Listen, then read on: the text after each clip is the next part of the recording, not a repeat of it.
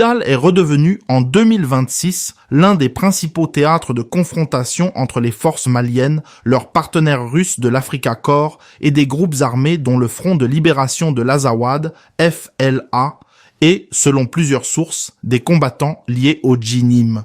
Après la prise de la ville par le FLA le 25 avril 2026, des frappes et bombardements maliens ont été signalés à plusieurs reprises, notamment le 27 mai, puis le 1er juin, dans un cadre présenté comme un ratissage destiné à traquer les éléments en fuite.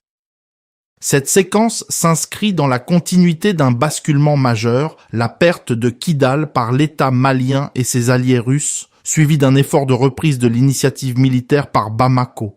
Kidal n'est pas seulement une localité du Nord, elle est un symbole politique, sécuritaire et identitaire, associé depuis plus d'une décennie à la question de l'intégrité territoriale du Mali et à la revendication azawadienne.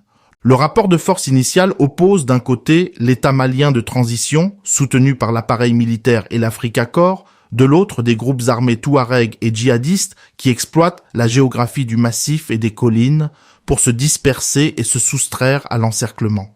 La crise n'est pas née du seul épisode actuel, elle prolonge des contradictions anciennes entre souveraineté étatique, autonomie locale, contrôle du territoire et fragmentation des coalitions armées dans le Nord.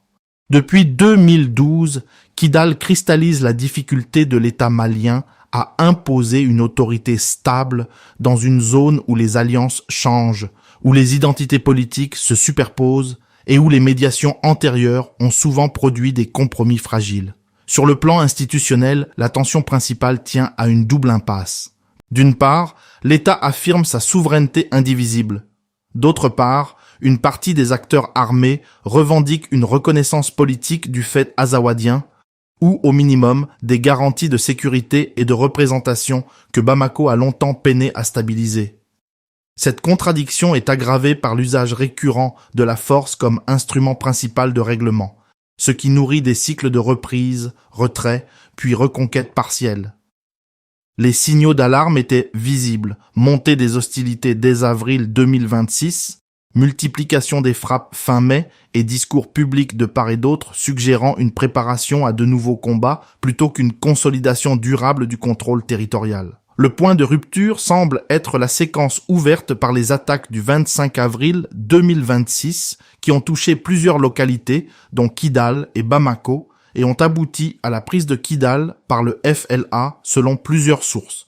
À partir de là, le conflit est passé d'une logique de contestation diffuse à une logique de reprise militaire et de ratissage ciblé. Pourquoi à ce moment précis? Parce que la capture de Kidal a probablement été perçue à Bamako comme un défi direct à l'autorité de la transition, mais aussi comme une occasion de tester la cohésion du camp adverse et de rétablir la dissuasion par la frappe aérienne. Les opérations ultérieures montrent une volonté de forcer les groupes adverses à quitter les positions urbaines pour les exposer sur les hauteurs et dans les axes de fuite. En termes de calcul politique, l'escalade peut servir plusieurs objectifs. Restaurer l'image de l'État, démontrer la continuité du commandement militaire, et empêcher que la perte de Kidal ne soit interprétée comme un précédent durable. Bamako revendique la légitimité de l'État reconnu internationalement, le monopole de la coercition et la défense de l'intégrité territoriale. C'est le registre institutionnel fondé sur l'ordre juridique national et la continuité de l'État. Le FLA et les autres groupes insurgés cherchent à démontrer qu'ils disposent d'un ancrage social, territorial et combatif dans le Nord. Leur argument n'est pas seulement militaire, il est aussi politique, puisqu'ils prétendent incarner une protection des populations locales face à un centre jugé lointain ou défaillant. C'est le terrain le plus sensible. Les insurgés mobilisent une mémoire de marginalisation, de promesses non tenues et de violences passées. L'État, lui, mobilise la nécessité de préserver l'unité nationale et de mettre fin à l'exception permanente du Nord. Ces légitimités ne se superposent pas. Elles s'annulent souvent mutuellement, ce qui rend tout compromis coûteux politiquement. Cette guerre des légitimités explique pourquoi chaque avancée militaire est immédiatement surinterprétée comme une victoire symbolique, au-delà de sa valeur tactique réelle. Kidal est aussi un nœud géopolitique.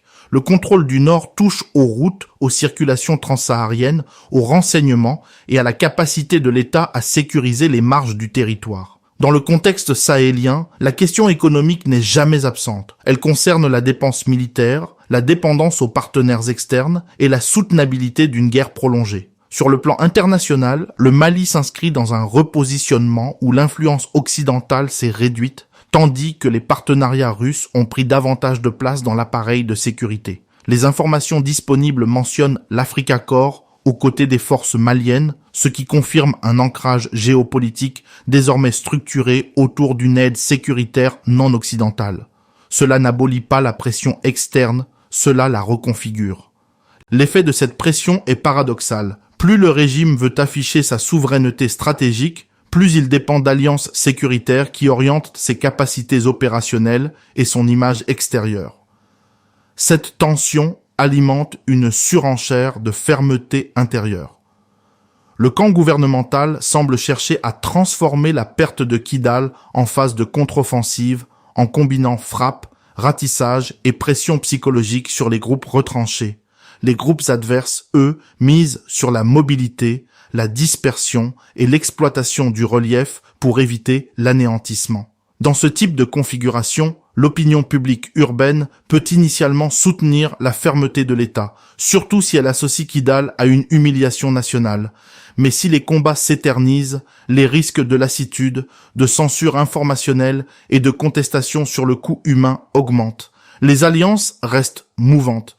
Les sources suggèrent une proximité tactique ou ponctuelle entre certains groupes armés du Nord et des forces djihadistes. Mais cette lecture reste contestée et mérite prudence, car les coalitions sur le terrain sont souvent opportunistes et fluctuantes. Le cadre juridique principal est celui de la défense de l'intégrité territoriale et de la restauration de l'autorité de l'État. En théorie, cela active les prérogatives ordinaires de l'exécutif et de la hiérarchie militaire sans qu'il soit nécessaire de recourir à une fiction politique nouvelle.